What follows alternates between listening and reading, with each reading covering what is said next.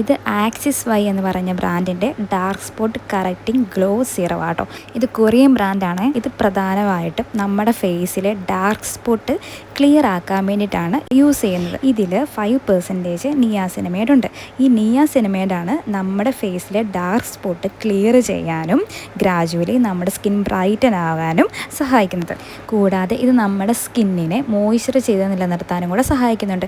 അങ്ങനെ നമ്മുടെ skin moisture ആകുമ്പോഴാണ് പതിയെ നമ്മുടെ സ്കിന്ന് ഗ്ലോ ആകാൻ തുടങ്ങുന്നത്. ഇതിൻ്റെ ടെക്സ്ചർ സാധാരണ സിറങ്ങളെ പോലെ ഒത്തിരി ലിക്വിഡായിട്ടുള്ള ഫോമിലല്ല വരുന്നത്. ഈ ഒരു ക്രീമി ഷേപ്പിലാണ് വരുന്നത്. ബട്ട് നമ്മൾ അപ്ലൈ ചെയ്യുന്ന അറ്റ് ദി സെയിം മൊമെൻറ്റ് ഇത് അബ്സോർബ് ആവാൻ തുടങ്ങും.